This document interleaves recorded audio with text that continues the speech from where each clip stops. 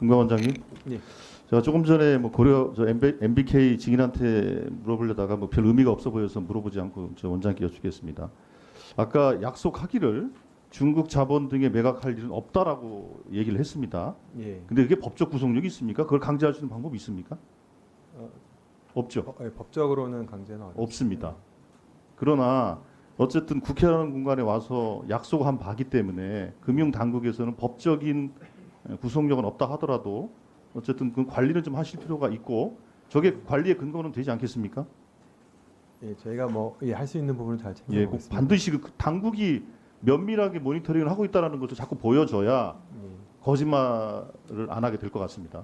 그 점 유념해 주시고요. 예. 지금 관련해서 그 시세 조정이나 시장 교란 등 그 교란 행위 등에 대해 조사를 하고 있지 않습니까? 예, 하고 있습니다. 예, 좀 엄중하게 조사를 좀 하시길 예, 바라겠습니다. 엄정하게 하겠습니다. 예, 알겠습니다. 그리고 아까 앞선 의원님들이 그 원장의 여러 가지 시장에 대한 개입이라든지 부적절한 언행 등에 대해서 여러 가지 지적들이 있었습니다. 뭐 그건 제가 뭐 따로 하진 않겠고요. 예. 그 내부 직원들은 어떻게 평가하시는 것 같습니까? 뭐 다양한 의견이 있을 수 있을 것 같습니다. 예. 근데 여기 저 음. 그럼 화면을 좀 보시죠. 예, 예. 예. 이게 금감원 블라인드 앱에 올라온 글이랍니다. 예, 예. 예. 좀 약간 좀 그나마 이제 순화된 내용들을 예, 예. 이제 올려놓은 겁니다. 근데 이 내부 게시판에 상당히 많은 글들이 올라와 있다고 그래요. 이게 대부분 다 이제 시간의 수단과 관련된 얘기들이 주로 많은 모양이에요. 예. 그렇죠? 예. 어떤 문제인지 알고 계시죠? 예, 잘 알고 있습니다. 지금 시간의 수당을 줄 수 있는 돈이 없죠? 예, 저희가 최근에 업무 과중 등 부하로 인해서 이제 야근 등이 많이 늘어나면서 준비한 예산이 어느 정도 좀 한계에 다다른 건 맞습니다. 예, 넘겨봐 주세요. 예, 그렇죠. 뭐 이렇게 벌써 뭐 그래서 예, 이렇게 시간의 근무 인원이 1,822명, 월 평균 시간의 수당이 11.4억 이렇게 돼 있는데 상당히 많은 시간의 근무를 하고 있습니다. 넘겨봐 주세요. 예, 그리고 최근에 집행한 내용은 이렇게 돼 있고요. 그런데 아마 9월 달까지 91억 거의 다 소진된 것으로 돼 있습니다. 넘겨봐 주세요. 근데 이제 이렇게 된 근본적인 원인이 그 22년부터 현재까지 한 240명 가량의 인원이 늘었습니다. 그렇죠? 예. 예, 업무도 늘었고요. 예, 넘겨봐 주세요. 그런데 예산은 한 140억, 150억 이 정도밖에 증가가 안 된 것 같아요. 예. 그러다 보니 아무래도 이런 상황이 벌어지겠죠. 예, 예, 그렇습니다. 그러니까 사실은 일은 많아지는데 예산을 충분히 확보하지 못한 것이기 때문에 그 지금 원장님은 경영자로서 경영 능력을 내부로부터 조금 불신당하고 있는 거 아니겠어요? 어쨌든 이를 불문하고 이런 부분에 대해서 문제가 있는 것들은 관리자인 제 책임입니다. 예, 알겠습니다. 그래서 그 종감 전까지 좀 세 가지를 좀 정리해서 좀 제출을 해주시길 바라겠습니다. 예. 아까 앞서 의원들의 질의에 대해서 예를 들면 가계대출 문제라든지 상법 개정, 금투세, 밸류업 등 여러 가지 그 원장이 했던 발언에 대해서 예. 어떤 법적 근거를 가지고 했는지에 대한 그 자료를 하나 제출해 주시고 예, 두 번째로는 조금 전에 제가 질의했던 것처럼 인력 증가에 따른 인건비 확보를 제대로 못한 부분에 대한 사유와 개선 대책 예, 예. 그리고 세 번째로 아까 보여드린 블라인드 앱이나 이런 데 했던 그 이 내부 직원들의 이 불만 또 예. 민원 사항들에 대해서 어떻게 개선할 대책을 갖고 계신지 예, 세 가지를 예. 정리해서 예. 보고해 주시기 예, 바라겠습니다. 보고드리겠습니다. 예, 그리고 다음 그 지금 KB에 대해서 이제 검사를 하고 있죠. 예, KB 은행과 금융지주에 대해서 정기 그렇죠. 검사 중입니다. 예, 예. 그 지금 이제 그 양종희 회장이 부임하시고 나서 최우선 과제로 인도네시아의 KB 부코핀 은행에 대해서 정상화하겠다라는 것을 최우선 과제로 말씀을 하셨어요. 그래서 이게 도대체 어떤 곳인가 제가 이렇게 봤어요. 예. 넘겨봐 주세요. 그랬더니 2018년 최초 1,100억 정도 투자를 해서 5번의 투자를 통해서 1조 5천억 정도가 투자가 됐습니다. 넘겨봐 주세요. 그럼 뭐 돈을 벌었냐? 거기 보면 2020년부터 23년 작년까지 쭉 누계를 따져보면 손실이 1조가 넘어요. 1조 5천억쯤 돼요. 손실이. 지분 대비 순이익도 한 1조 원쯤 됩니다. 넘겨봐 주세요. 근데 뭐 인도네시아 투자인 다른 은행들은 그 상황이 그러냐? 그렇지도 않아요. 다른 데는 또 이렇게 또 이익을 내는 은행도 있습니다. 예, 넘겨봐 주세요.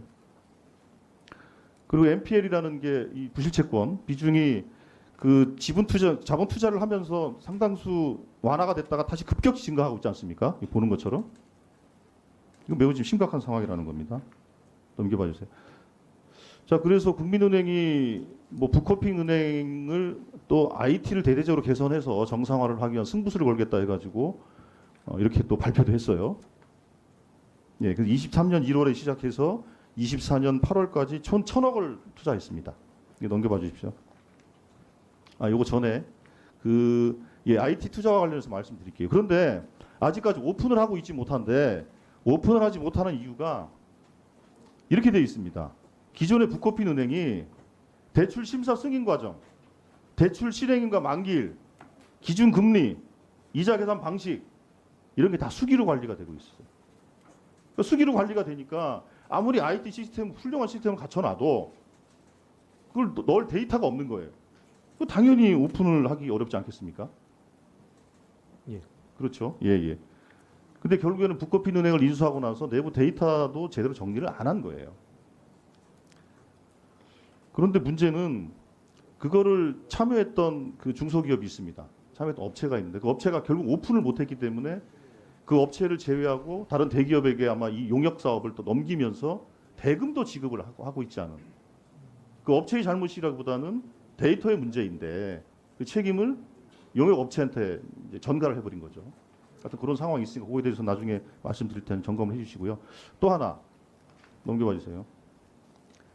지금 인수한 이래로 4년 6개월, 2020년 이후로 4년 6개월 동안 인도네시아 금융당국으로부터 28번의 제재를 받았어요. 가장 최근에는 감사 보고서를 4월 30일까지 내야 되는데 제출하지 못해가지고 서명금고이 과태료를 받은 거예요. 그러니까 이런 정도로 부실하게 운영이 되고 있습니다. 그 매우 심각한 좀 상황이라고 좀 보고 있거든요. 그래서 일단은 이렇게 좀 해주시기 바랍니다. 근본적으로는 금융회사의 해외 투자에 대해서 예. 관리를 좀 감독 당국이 좀 철저히 할 필요가 있다라는 것이고, 두 번째로 KB의 이것과 관련해서는 투자의 의사결정 과정에 대해서 한번 검토를 좀 해 보실 필요가 있고요. 예. 그리고 해외 투자 은행에 대한 리스크 관리를 어떻게 할 것인가에 대해서도 좀 검토를 좀 해주시길 바라겠고요.